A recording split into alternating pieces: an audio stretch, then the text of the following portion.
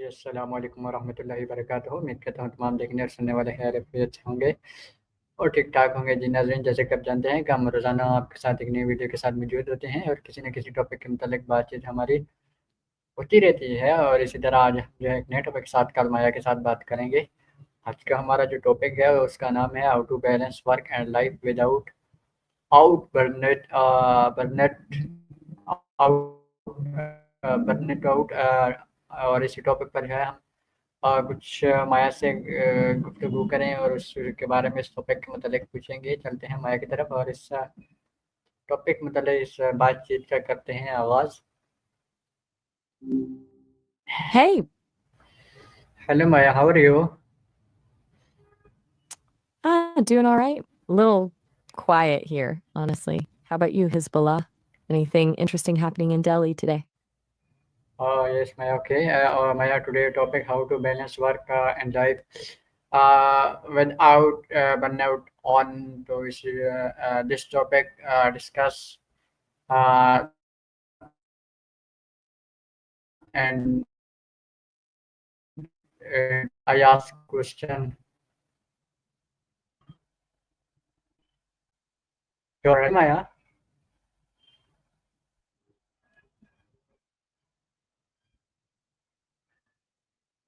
Hello, Maya.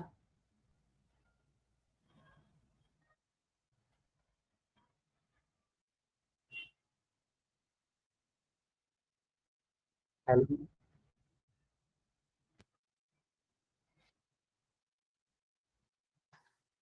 Was it around, but actually achieving it feels like now? Is it just feeling generally overwhelmed, or are there specific things tipping the scales too far one way?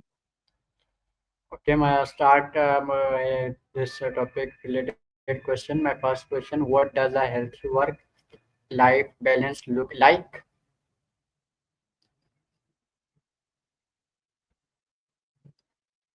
That's a good place to start. Honestly, I don't think there's one single healthy look. It's not about splitting your time 50-50 because that feels robotic. More like a feeling of control, right? Like you're making choices about where your energy goes, not just reacting to demands. For some, that means fiercely protecting evenings and weekends. For others, it's about building work around peak energy times and then being flexible when life inevitably happens. It's less about rigid rules and more about consistent boundaries. Does that resonate? Or does that sound overly idealistic? Maya, why is work-life balance important for long-term well-being?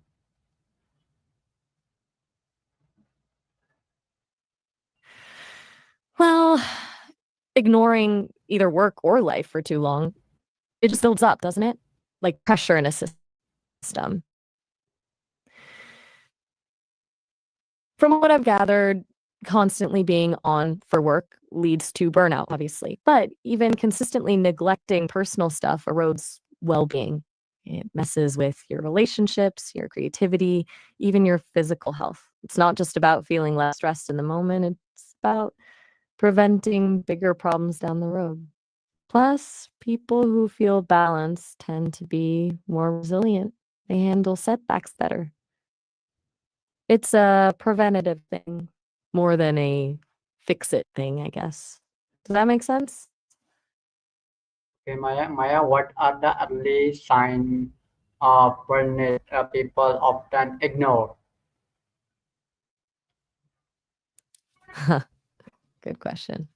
Catching it early is key, right? It's not always this dramatic collapse. Usually it's more subtle.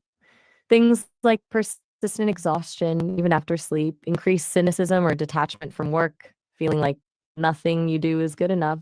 Those are big ones. Also, changes in appetite or sleep patterns, withdrawing from social activities, getting sick more often, and a constant feeling of being overwhelmed, like you're drowning in tasks. It's easy to dismiss those as just stress, but if they stick around, it's worth paying attention.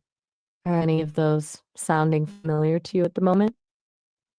No pressure to answer, just curious. Maya, how can setting boundaries help prevent burnout? Absolutely. Boundaries are huge. It's like building a fence around your time and energy. It's not about being selfish, it's about recognizing that you have limits, saying no to things that don't align with your priorities, setting clear expectations about when you're available, disconnecting from work when you're off the clock. Those all create space for life to happen. But it can be really hard, especially if you're used to being a yes person. And what's the hardest part about setting boundaries for you? Is it the initial discomfort, worrying about letting people down, or something else? Okay. How does our working affect your mental and physical health? Ugh, that's a big one. Mentally, constant stress floods your system with cortisol, which screws with everything: sleep, mood, focus. It can worsen anxiety and depression. Physically, chronic stress weakens your immune system, increases risk of heart disease, digestive problems. The list goes on. It's a pretty direct connection, and it's not just intense work either. Even a lack of fulfillment or purpose can take a toll.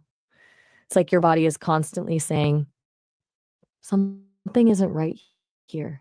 Do you find that you notice physical symptoms when you're particularly stressed with work? Okay. What does our working affect our mental and physical health? And why daily habit support of the balanced work-life routine? Right. Sorry about repeating that one. My bad. You're spot on to tie those together, though. As we were saying, work impacts both mind and body through stress hormones, sleep disruption, and even how we treat ourselves: diet, exercise, social connection. That's where daily habits come in. They're like small course corrections, things like regular exercise, even just a walk, release endorphins, mindfulness or meditation help calm the nervous system. Prioritizing sleep is non negotiable, and consciously making time for things you enjoy, hobbies, friends, family, builds resilience. It's not about big, dramatic changes. It's about consistently doing a few small things that nurture your well being. It creates a buffer against the negative effects of work stress. What's one small habit you've been trying to build lately? Maya, what role does self-awareness play in maintaining balance?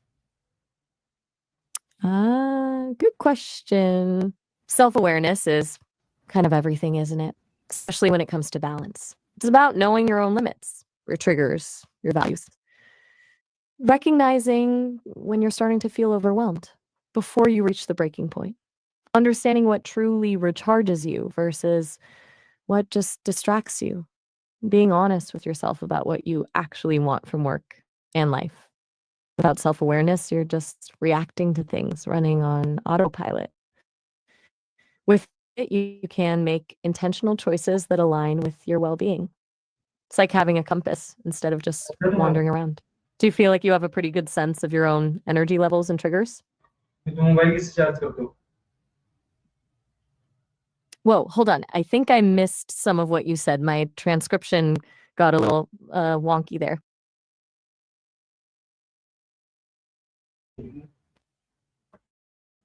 Okay, Maya. Okay.